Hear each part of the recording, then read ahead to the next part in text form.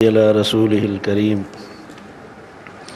اما بعد فاعوذ باللہ من الشیطان الرجیم بسم اللہ الرحمن الرحیم۔ آج الحمدللہ 5 پارے مکمل ہو گئے۔ 5ویں پارے کی بالکل ابتدا میں ایک تو اللہ تبارک و تعالیٰ نے اسلام سے پہلے کی جو ایک خرابی چلی آ رہی تھی اس سے روکا۔ وہ یہ تھی کہ لوگ اپنی سوتیلی ماں سے بھی نکاح کر لیتے تھے۔ والد کے انتقال کے بعد والد کی جو اپنی ماں کے علاوہ دوسری بیویاں ہوتی جس کو سوتیلی ماں کہتے ہیں اس سے بھی نکاح کر لیتے۔ فرمایا کہ جو آپ کے والد کے نکاح میں آ چکی ہے وہ آپ کی ماں بن گئی، اب اس کے ساتھ ہمیشہ کے لیے نکاح ایسا ہی حرام ہے جیسا کہ اپنی حقیقی ماں کے ساتھ حرام ہے۔ یہ ایک والد کا احترام ہے کہ اس کے نکاح میں آنے والی آپ کے لیے ہمیشہ کے لیے محرم ہے، ماں کا درجہ رکھتی۔ پھر 15 ایسے رشتے گنوائے اللہ تبارک و تعالیٰ نے جن کے ساتھ نکاح جائز نہیں ہے، جیسے ماں ہے،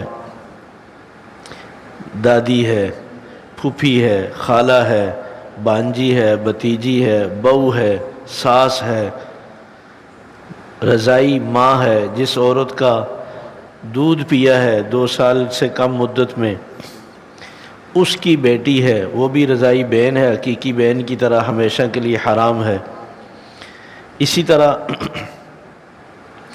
بیوی کی موجودگی میں اس کی بہن کے ساتھ نکاح حرام ہے۔ دونوں بہنوں کو اکٹھے نکاح میں رکھنا یہ حرام ہے۔ کسی بیوہ کے ساتھ شادی کی ہے تو اب اس کی بیٹی آپ کے لیے بیٹی کا درجہ رکھتی ہے، اس کے ساتھ نکاح حرام ہے۔ شادی شدہ عورت ہے جس کا نکاح کسی کے ساتھ موجود ہے تو اس کے ساتھ نکاح کبھی نہیں ہو سکتا جب تک کہ اس کو طلاق نہ ہو جائے، عدت پوری نہ کر لے، یا اس کا شوہر فوت ہو جائے، بیوہ ہو جائے، وہ عدت گزار لے، پھر اس کے بعد نکاح جائے۔ یہ سارے اللہ تبارک و تعالیٰ نے رشتے بتائے ہیں۔ ہر ایک کو ان رشتوں کا پتہ ہونا چاہیے، پڑھنا چاہیے۔ میں نے کراچی شہر میں ایک دفعہ ایک نوجوان لڑکے نے مجھ سے پوچھا کہ میری خالہ زاد بہن کے ساتھ میرا نکاح جائز ہے؟ میں نے کہا جائز ہے۔ کہنے لگے میں نے بہت سارے علماء سے پوچھا ہے، وہ کہتے ہیں جائز نہیں ہے۔ میں نے کہا پوری بات بتاؤ،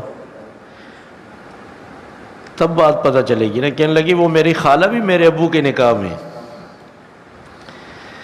وہ میری جو خالہ زاد بہن ہے وہ بھی میرے ابو کی بیٹی ہے، کیونکہ میری والدہ بھی زندہ ہے، میری خالہ بھی زندہ ہے، دونوں میرے ابو کے نکاح میں، اب ان کی اولاد میرے لیے۔ میں نے کہا تم تو باپ کی طرف سے حقیقی بہن بھائی ہو، تمہارا نکاح کیسے جائز ہے؟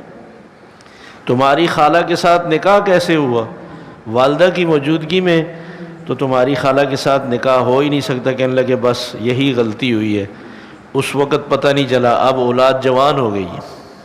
کراچی شہر میں اس سے بھی بڑا آپ کو ایک واقعہ سناؤں۔ ایک خاتون نے مجھے پرچی بھیجی، یہاں کی بات نہیں ہے، شہر کی۔ کہنے لگی کیا میرے کوئی حقوق میرے شوہر کے ذمہ نہیں ہیں؟ مجھے لوگ کہتے ہیں کہ تمہاری کوئی حقوق شوہر کے ذمہ نہیں ہے، اس لیے کہ تم شوہر کی چھٹی بیوی ہو۔ میں نے کہا لوگ صحیح کہتے ہیں، تمہارا تو نکاح ہی نہیں ہوا۔ تو کہنے لگی کہ اگر میں 6 نمبر پر ہوں، میرے شوہر کے ذمہ کوئی حقوق نہیں، تو پھر 7ویں اور 8ویں نمبر پر جو بیوی ہیں تو ان کے کیا حقوق ہوں گے؟ سبحان اللہ۔ 8 بیویاں ایک ہی وقت میں اس نے گھر میں رکھی ہوئی، اور اس شہر کے بچے سے جب پوچھا گیا اس نے کہا کہ مولوی جاہل ہیں، ایک شہر میں ایک گھر میں 4 سے زیادہ رکھنے کی اجازت نہیں، میں نے 8 شہروں میں مختلف جگہوں پہ رکھی ہوئی ہیں، کوئی کہاں ہے، کوئی کہاں ہے، کوئی کہاں ہے، تو لہٰذا مختلف شہروں میں 4 سے زیادہ بھی رکھ سکتے ہیں۔ دیکھیں کیسا فتویٰ تیار کیا اس نے اپنے لیے. شیطان انسان کو ایسے ہی خراب کرتا. چلیں تم نے تو زحمت نہیں کی، ان بچوں کا کیا بنے گا جو بچے اب جوان ہو گئے. اب وہ اپنا تعارف کراتے ہوئے بھی شرماتے ہیں کہ ہم کیا کریں، کیسے ہم کسی سے کہیں. اللہ ہماری حفاظت فرمائے. اللہ تبارک و تعالیٰ نے اس قرآن مجید کو ہماری رہنمائی کے لیے اتارا ہے، یہ ہماری ہدایت کے لیے. کل قیامت کے دن یہ عذر بہانہ نہیں چلے گا کہ مجھے پتہ نہیں تھا. کیوں نہیں؟ اللہ تبارک و تعالیٰ فرماتے ہیں ہم نے اس کو بہت آسان کر دیا ہے کوئی اس سے نصیحت پکڑنے والا؟ میں ہمیشہ کہتا ہوں اس کی تلاوت بھی جاری رکھیں، لیکن اللہ کے لیے اس کا ترجمہ بھی پڑھیں. ہر زبان میں ترجمے آ گئے، ضرور پڑھیں ترجمہ، تاکہ ہمیں فتوے دینے تو نہیں آئیں گے ساری زندگی بھی لگے رہیں، وہ ایک الگ علم ہے. لیکن جو قوموں کے واقعات ہیں، جو اللہ نے نصیحتیں کی ہیں، جو رشتے بتائے ہیں، ان کا تو ہمیں پتہ چلے گا. اللہ ہمیں عمل کی توفیق نصیب فرمائے. فرمایا کہ مردوں کو عورتوں پر اللہ تبارک و تعالیٰ نے ایک درجہ فوقیت دی ہے. شوہر کو بیوی پر اللہ نے ایک عزت دی ہے، اور بیوی کو اس کا احترام کرنا چاہیے. اللہ تعالیٰ نے 2 وجہ بتائی ہیں. فرمایا بما انفقوا، ایک تو اس کی وجہ یہ ہے کہ ساری مالی بوجھ اللہ نے شوہر کے کندھوں پہ ڈالے. بچوں کے اخراجات، گھر کے اخراجات، تمام تر ذمہ داریاں یہ شوہر کے ذمہ ڈالی ہیں. تو جب ساری ذمہ داریاں وہ نبھا رہا ہے تو پھر عورت کو کہا کہ تم اس کی بات مانو، یہ تمہارے لیے بڑا ہے. کچھ چیزیں ہم یورپ کی اٹھا کر پھر رہے ہوتے ہیں. یورپ میں کوئی بیوی کو گھر میں بٹھا کر نہیں کھلاتا، وہ کہتے ہیں کھانا ہے تو کماؤ میرے ساتھ. وہ عورتیں کہتی ہیں، ہم تو حیران رہ گئے کہ اسلام میں عورت کا کتنا مقام ہے کہ زندگی میں پوری زندگی گھر میں عزت کے ساتھ بیٹھ کر کھاتی ہے، ماں بھی، بہن بھی، بیوی بھی، بیٹی بھی. یہاں تو ہم تصور بھی نہیں کر سکتی کہ گھر میں بیٹھ کر کھائیں، شوہر کے ساتھ ہمیں بھی دھکے کھانے پڑتے ہیں. کہتے ہیں عورت آزاد ہے وہاں. آزاد اس کو کہتے ہیں؟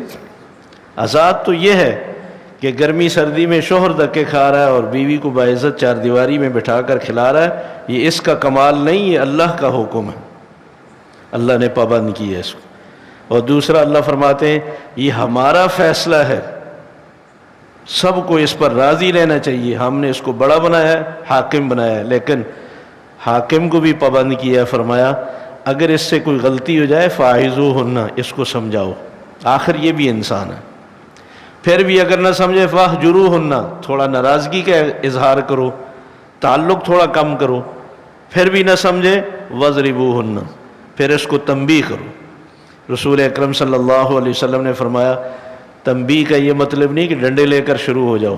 فرمایا کہ ایسی تنبیہ نہ ہو جس کے نشانات جسم پر نظر آئے. فرمایا کہ اگر تمہاری وہ بات سمجھانے سے مان رہی ہے، تمہاری ناراضگی کا اظہار کرنے سے تمہارا کہنا وہ مانتی ہے، تو پھر اس کے باوجود بھی پھر اس کو دبانا، تانے دینا، برا بھلا کہنا، یاد رکھو تمہارے اوپر بھی کوئی ذات ہے جو تم سے حساب لے گی. اور اگر خدا نہ خواستہ آپس میں اختلافات بڑھ جائیں تو لوگوں میں مت پھیلاؤ، دونوں کے رشتہ داروں کو آپس میں بٹھاؤ، اپنی جو شکایت ہے ان کے سامنے کرو. اور ایسے رشتہ داروں کو بٹھاؤ جو واقعی آپ کے مخلص اور خیر خواہ ہیں. تو جب وہ آپ کی شکایت سنیں گے، جس کی غلطی ہے اس کو سمجھائیں، اللہ تبارک و تعالیٰ تمہارے اندر وہ اختلاف دور فرما دیں گے. کتنا خوبصورت طریقہ اللہ تبارک و تعالیٰ نے اختلاف ختم کرنے کا بتایا. اپنی ایک دوسرے کی غلطیوں پہ ایسے پردے ڈالو تم آپس میں ایک دوسرے کے لیے لباس ہو. جیسے لباس انسان کی ساری کمزوریاں چھپا دیتا ہے، خوبصورت بنا کر پہ ظاہر کرتا ہے، تو تم بھی ایک دوسرے کی تعریفیں کرو، برائیاں لوگوں کے سامنے مت بیان کرو. فرمایا کہ جب نشے کی حالت میں ہو یا اتنی نیند کا غلبہ ہو کہ تمہیں پتہ ہی نہ چلے کہ تم زبان سے کیا کہہ رہے ہو، تو اس حالت میں نماز نہ پڑھو. جب تمہیں ہوش آ جائے، نشے کی کیفیت ختم ہو جائے یا نیند کا غلبہ ختم ہو جائے تو پھر نماز پڑھو. کم از کم تمہیں یہ تو پتہ چلے کہ تم کیا پڑھ رہے ہو، اللہ سے کیا کہہ رہے ہو. ایک حالت تو اس وقت کی بتائی ہے جب شراب حرام نہیں ہوئی تھی، تو فرمایا کہ جب نشے کی کیفیت ہو تو اس وقت نماز مت پڑھو۔ اور دوسرا، نیند کا غلبہ تو کسی وقت بھی ہو سکتا ہے کہ اگر ایک آدمی کو اتنی نیند ہے اس کو پتہ ہی نہیں چل رہا، تو جیسے کہتے ہیں کہ ایسی کیفیت میں گاڑی چلانا منع ہے، تو ایسی کیفیت میں نماز پڑھنا بھی منع ہے۔ اب جو لوگ جان بوجھ کر رات کو 3 بجے سوئیں، فجر میں انہوں نے کیا پڑھنا ہے؟ جان بوجھ کر انہوں نے نماز جیتے جاگتے ضائع کر دی۔ جو نماز پڑھنے کے خواہش مند ہیں ان کو جلدی سونا چاہیے، ان کو اپنی زندگی بدلنی چاہیے۔ یہ کیا بات ہوئی؟ دوست آیا، اس کے ساتھ بیٹھ کے، دوست کا اتنا خیال ہے، اس رب کے حکم کا کوئی خیال نہیں ہے۔ دوست کی شادی ہے، اس میں ساری رات جاگ کر گزار دیا، فجر میں سمجھ ہی نہیں آ رہی کہ میں کیا کہہ رہا ہوں۔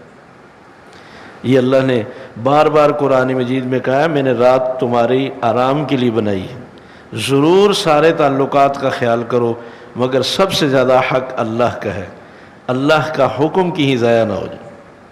یاد رکھیں، ایک آدمی اگر ساری رات بیٹھ کر تلاوت کرتا رہے، ساری رات نفل پڑھتا رہے، اور فجر کی نماز اس کی چھوٹ جائے، یہ ساری رات تلاوت کرنا بھی اس کے لیے گناہ ہو جائے گا، یہ نفل پڑھنا بھی اس کے لیے جرم بن جائے گا۔ اس کو کس نے کہا ہے ساری رات نفل پڑھو؟ کس نے کہا ہے نفلی عبادت میں لگے رہو کہ جو فرض ہے وہ تم سے رہ جائے؟ تو کوئی ایسی نیکی نفلی مت کرو کہ جس کی وجہ سے فرض چھوٹ جائے۔ اسی لیے تو آپ نے فرمایا نا، جب 15 شعبان ہو جائے تو نفلی روزے بند کر دو، کہیں ایسا نہ ہو شعبان میں تو نفلی روزوں پہ زور دے رکھو اور جب فرض روزے آئیں تو پھر تمہاری ہمت ہی جواب دے دے۔ فرض پہلے،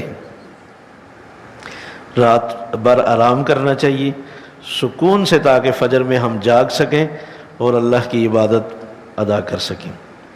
فرمایا کہ ایک صحابی رسول اکرم صلی اللہ علیہ وسلم کی خدمت میں حاضر ہوا، اس نے عرض کیا کہ یا رسول اللہ، مجھے گھر میں سکون نہیں آتا جب تک میں آپ کی زیارت نہ کروں، بیوی بچوں میں ہونے کے باوجود بھی جب تک میں آپ کو نہ دیکھوں مجھے مزہ نہیں آتا۔ میں کبھی کبھی تنہائی میں سوچتا ہوں کہ دنیا سے جانے کے بعد آخرت میں اگر اللہ نے مجھے جنت میں داخل بھی کر دیا، آپ تو جنت میں بہت اونچے مقام میں ہوں گے، میں اس جنت میں کیسے رہوں گا؟ مجھے کیا سکون ملے گا جنت میں ہوتے ہوئے بھی جب تک آپ کا دیدار نہ کر لوں؟ آپ چپ ہو گئے۔ اس پر یہ آیت نازل ہوئی، فرمایا وَمَن يُطِعِ اللَّهَ وَالرَّسُولَ فَأُولَٰئِكَ مَعَ الَّذِينَ أَنْعَمَ اللَّهُ عَلَيْهِمْ مِنَ النَّبِيِّينَ وَالصِّدِّيقِينَ وَالشُّهَدَاءِ۔ جو لوگ اس زندگی میں اللہ کے نبی کی اطاعت کریں گے، اللہ کے نبی کی سنتوں پر عمل کریں گے، وہ جنت میں نبیوں کے ساتھ ہوں گے۔ سبحان اللہ۔ کوئی یہ مایوس نہ ہو کہ 1400 سال کے بعد ہم اتنے بدقسمت ہیں پیدا ہوئے، اب ہم پہلے بھی دیدار نہیں کر سکے تو پھر آخرت میں ہم بہت دور ہوں گے۔ نہیں، رسول اکرم صلی اللہ علیہ وسلم نے فرمایا جو گناہوں سے بچے گا، تقوی والی زندگی اختیار کرے گا، وہ میرے قریب ہوگا۔ اور ایک حدیث میں آتا ہے، آپ نے فرمایا جو کثرت سے درود شریف پڑھے گا وہ قیامت کے دن سب سے میرے قریب ہوگا۔ اس سے بھی بڑھ کر آپ نے فرمایا جو یتیم کی پرورش کرے اور اس کے سر پہ ہاتھ رکھے وہ جنت میں میرے ساتھ ایسے قریب ہوگا جیسے یہ 2 انگلیاں آپس میں قریب ہیں۔ سبحان اللہ، کتنا اللہ نے موقع دیا۔ اس سے بھی ایک علاوہ ایک حدیث میں آتا ہے، آپ نے فرمایا جو مارکیٹ میں دیانتداری اور سچائی کے ساتھ روزی کمائے گا وہ قیامت کے دن نبیوں کے ساتھ ہوگا۔ ہمارا دین تو صرف نماز روزے کا نام نہیں ہے، اخلاقیات، معاملات، کاروبار بھی ہمارا بہترین دین ہے۔ اللہ ہمیں سارے شعبوں میں دین کے مطابق زندگی گزارنے کی توفیق نصیب فرمائے۔ فرمایا کہ کسی مومن کے لیے جائز نہیں ہے کہ وہ کسی کی جان لے لے، ہاں غلطی سے اگر کوئی کسی سے جان چلی جائے تو پھر اس کا کفارہ ادا کرے، اور جو جان بوجھ کر کسی کی جان لے گا فرمایا کہ پھر اس کے لیے ہمیشہ کے لیے جہنم ہے، اور اس پر اللہ کا غضب ہے، اس پر اللہ کی لعنت ہے۔ کتنا سخت ناراضگی کا اظہار فرمایا، اور فرمایا اس کے لیے دردناک عذاب ہے۔ کسی کے کہنے پر، کسی کے لیے، یہ تنظیمیں ادھر ہی رہ جائیں گی، یہ قائد مائد ادھر ہی رہ جائیں گے، تنے تنہا کھڑے ہو کر رب کے سامنے حساب دینا ہوگا، درمیان میں کوئی ترجمان نہیں ہوگا، وہاں یہ عذر اور بہانہ نہیں ہوگا کہ مجھ سے کسی نے حلف لیا تھا، مجھے کسی نے زبردستی کہا تھا، مجھے کسی نے غلط گائیڈ کیا تھا۔ یہ اللہ نے جو گائیڈ کیا ہے قرآن مجید میں، اس کو کیوں نہیں پڑھتے؟ اگر کوئی کسی کو حلف دے بھی دے، کوئی کسی کو قسم بھی دے دے کہ تم نے یہ کام میرے کہنے پہ جو میں کہوں ویسے کرنا ہے، حدیث میں آتا ہے رسول اکرم صلی اللہ علیہ وسلم نے فرمایا جو کسی نے ناجائز قسم اٹھا لی کسی گناہ کے لیے، فوراً اس قسم کو توڑ دے، اس کا کفارہ دے۔ اگر کسی نے غلط قسم اٹھوا دی ہے تو اس کا حل ہے اس کو توڑو، گناہ کرنے کی اجازت نہیں ہے۔ آخرت میں یہ کوئی عذر بہانہ نہیں ہوگا کہ مجھ سے زبردستی کروایا ہے۔ ہر آدمی کو اللہ نے عقل دی ہے اور اس کی سمجھ کے لیے اللہ نے قرآن مجید کو اتارا ہے، ہمیں پھر اس کتاب سے تعلق رکھنا ضروری۔ اللہ ہمیں عمل کی توفیق نصیب فرمائے۔ فرمایا کہ جب تم سفر میں جاؤ، تقریباً 48 میل کا سفر اگر تم نے کرنا ہے تو شہر کی حدود سے نکلنے کے بعد تم مسافر بن جاؤ گے، تمہیں پھر 4 رکعت والی نماز پوری پڑھنے کے بجائے 2 رکعت نماز پڑھنی چاہیے۔ ایک حدیث میں یہاں اس آیت میں ذکر ہے کہ اگر تمہیں دشمن کی طرف سے کہیں خطرہ ہو کہ دشمن کہیں تم پر حملہ کر دے یا کسی آزمائش میں ڈال دے، تو حضرت عمر رضی اللہ تعالیٰ عنہ نے رسول اکرم صلی اللہ علیہ وسلم سے سوال کیا کہ یا رسول اللہ، ہم اپنے ملک میں اگر سفر کریں، دشمن کا کوئی خوف ڈر نہ ہو، تو کیا پھر بھی ہم قصر کریں گے، 4 کے بجائے 2 پڑھیں گے؟ یہ صحیح بخاری میں حدیث موجود ہے۔ آپ صلی اللہ علیہ وسلم نے فرمایا عمر، یہ اللہ کی طرف سے رخصت اور صدقہ ہے، اس کو قبول کرو۔ جب اللہ نے تمہارے لیے نرمی اور آسانی کی ہے، چاہے دشمن ہو یا نہ ہو، اپنے ملک میں بھی اگر تم پرامن سفر کر رہے ہو، مسافر ہو، تو تمہیں اللہ کی اس رخصت پر عمل کرنا چاہیے۔ سنتیں اگر ٹائم ہے تو پڑھ لیں۔ اور حضرت عبداللہ ابن عمر رضی اللہ تعالیٰ عنہ کہتے ہیں میں نے آپ صلی اللہ علیہ وسلم کے ساتھ کئی سفر کیے، آپ صرف فرض 2 رکعت پڑھتے تھے، سنتیں آپ چھوڑ دیتے تھے۔ جب اللہ نے اجازت دی ہے تو آپ پابند نہیں ہیں، اور اگر آپ فارغ ہیں، ٹائم ہے، پڑھنا چاہتے ہیں پڑھیں، ثواب میں اللہ نے کسی کو نہیں روکا۔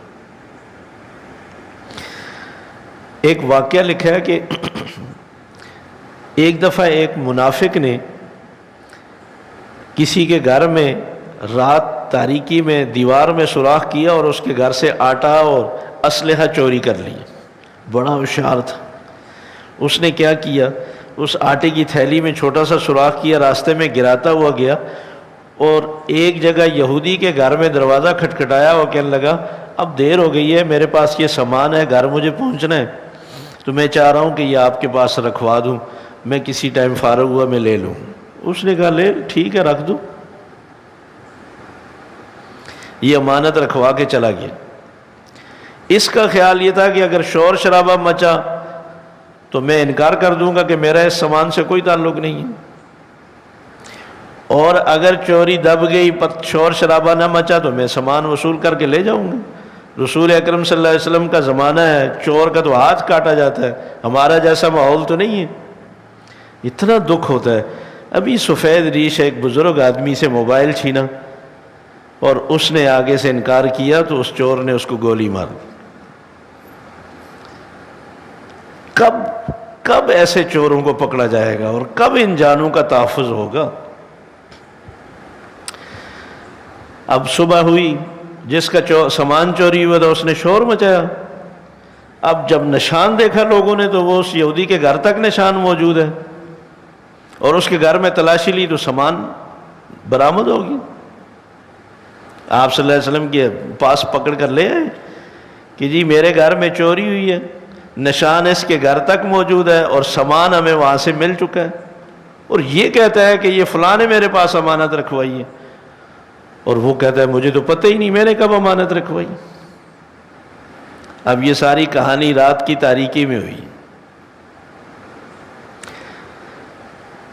ظاہری طور پر جو مجرم بنتا تھا وہ جس کے گھر سے سامان برآمد ہوا، جس کے گھر تک آٹے کا نشان موجود تھا، وہ 1000 کہے کہ جس نے میرے پاس امانت رکھوائی ہے، مگر گواہ کون ہے؟ گواہ کوئی نہیں ہے۔ رسول اکرم صلی اللہ علیہ وسلم نے فرمایا کہ ہم تو ظاہری یہ دلائل پہ غور کر کے فیصلہ کریں گے، سامان تمہارے گھر سے برآمد ہوا ہے، لہذا چوری تم نے کی ہے، تمہارا ہاتھ کٹے گا۔ آپ نے فیصلہ دے دیے۔ ہاتھ کٹنے سے پہلے یہ پورا رکوع نازل ہوا، تو غیب جاننے والا تو وہ رب ہے نا، اصل حقائق پھر اس رب نے کھولے۔ اللہ تبارک و تعالیٰ نے پہلے تو فرمایا کہ ہم نے یہ کتاب اتاری ہے آپ پر تاکہ آپ لوگوں میں انصاف سے فیصلے کریں، آپ اللہ سے معافی مانگیں، یہ فیصلہ ایک معصوم کے خلاف ہوگی۔ فرمایا کہ وہ جو آدمی ہے جو کہہ رہا ہے کہ یہ میں نے امانت نہیں رکھوائی، چور وہ ہے، اور انہوں نے فلاں گھر میں رات کو بیٹھ کر میٹنگ کی ہے اور یہ مشورہ کیا ہے کہ بھئی ہم سب انکار کر دیں گے کہ یہ جس کے گھر سے سامان برآمد ہوا ہے وہی چور ہے۔ فرمایا ان کو نہیں پتہ اللہ وہاں موجود تھا، یہ لوگوں سے تو شرما رہے ہیں کہ ہماری چوری کھلی تو بدنام ہو جائیں گے، اس اللہ سے نہیں شرماتے جس کو حساب دینا ہے؟ دنیا میں اگر یہ بچ بھی گئے تو آخرت میں اللہ کی عدالت میں کیسے بچیں گے؟ فرمایا کہ ہونا یہ چاہیے تھا کہ اپنے گناہ کو اللہ کے سامنے پیش کر کے معافی مانگتے، اللہ معاف کر دیتے، لیکن اپنا گناہ کسی کے اوپر بہتان لگا دیا کہ چور وہ ہے۔ فرمایا کہ یہ تو بہتان ہے بہت بڑا، اس سے بھی بڑا گناہ کیا۔ رسول اکرم صلی اللہ علیہ وسلم سے اللہ تبارک و تعالیٰ نے فرمایا اگر اللہ کا فضل اور رحمت آپ پر نہ ہوتی آپ سے بہت بڑی غلطی ہو جاتی، اس کا ہاتھ کاٹ کر۔ یقیناً اگر رسول اکرم صلی اللہ علیہ وسلم کو بھی غیب کا علم ہوتا تو آپ جان بوجھ کر اس کے خلاف کبھی بھی فیصلہ نہ دیتے کہ اس کا ہاتھ کاٹا جائے۔ صحیح بخاری کی حدیث ہے، رسول اکرم صلی اللہ علیہ وسلم نے فرمایا یاد رکھو میں بھی انسان ہوں تمہاری طرح، اگر تم جھوٹ بولو گے میرے سامنے اور میں نے تمہاری گفتگو اور دلائل سن کر کوئی فیصلہ دے بھی دیا، میرے فیصلے دینے کے باوجود بھی وہ چیز تمہارے لیے قطعاً حلال نہیں ہوگی، یہ جہنم کی آگ ہے، وہ چیز اسی کے لیے ہے جو مالک ہے۔ لہذا اگر عدالت کسی کے حق میں فیصلہ دے دے، رجسٹری ہو جائے، تب بھی وہ اپنے لیے جائز نہ سمجھے اگر وہ یہ سمجھتا ہے کہ یہ حق دوسرے کے۔ فرمایا کہ بے شک اللہ سارے گناہوں کو معاف کر دیں گے سوائے شرک کے، شرک کا گناہ اللہ معاف نہیں کرتے۔ شیطان نے اللہ سے قسم اٹھا کر کہا تھا میں آپ کے مخصوص بندے تو مجھ سے بچ جائیں گے مگر میں ان کو گمراہ کروں گا، امیدیں دلاؤں گا، میں تمنائیں دوں گا، میں ان کو ضرور جو ہے وہ جہنم کی طرف لے جاؤں گا۔ اللہ تبارک و تعالیٰ نے فرمایا دیکھو فیصلہ جو ہونا ہے تمہاری امیدوں پر نہیں ہونا، نہ اہل کتاب کی امیدوں پر ہونا ہے۔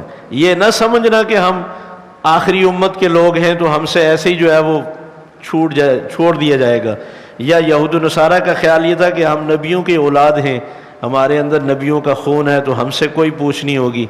فرمایا نہ، ہر ایک کے اعمال کو دیکھ کر اس کے مطابق فیصلہ ہوگا۔ اللہ تعالی ہمیں صحیح سمجھنے کی عمل کی توفیق نصیب فرمائے۔ ربنا آتنا فی الدنیا حسنہ وفی الآخرۃ حسنہ وقنا عذاب النار۔ یا اللہ ہمارا بیٹھنا بولنا سننا صرف اور صرف آپ کی رضا کے لیے تو اپنی بارگاہ میں اسے قبول فرما لے۔ یا اللہ ہمیں اپنی کتاب کی سمجھ اور عمل کی قدر کی توفیق نصیب فرما۔ یا اللہ ہمارے اس ملک کو مستحکم فرما، ہر طرح کے بحرانوں سے پریشانیوں سے نکال کر اپنی نعمتوں سے مالا مال فرما۔ یا اللہ ہمیں اس تنگی سے نکال، خوشحالی عطا فرما۔ یا اللہ بے روزگاری کو، غربت کو دور فرما دے۔ یا اللہ ہمیں اپنی مرضی کے مطابق فیصلے کرنے کی توفیق نصیب فرما۔ یا اللہ جو لوگ اپنا مال غرباء پہ خرچ کرنے والے ہیں، یا اللہ ان کی جان میں، مال میں، عزت میں برکتیں عطا فرما۔ یا اللہ ہماری یہ روزے تراویح اور یا اللہ یہ ساری محنت اپنی بارگاہ میں قبول فرما، کمی بیشی اپنے فضل سے معاف فرما دے۔ یا اللہ اس ٹائم تک یہ آپ کے گھر میں بیٹھنا ہمارا صرف ایک ہی مقصد ہے، آپ کا راضی کرنا، آپ کی رضا۔ یا اللہ تو ہمارے دامنوں کو اپنی رحمت سے مالا مال فرما دے۔ یا اللہ حاضرین کی جتنی بھی جائز حاجات ہیں یا اللہ تم آج اپنے فضل سے سب کی نیک مرادیں پوری فرما دے. اللہم صلی وسلم علی محمد وآلہ واصحابہ اجمعین برحمتک یا ارحم الراحمین.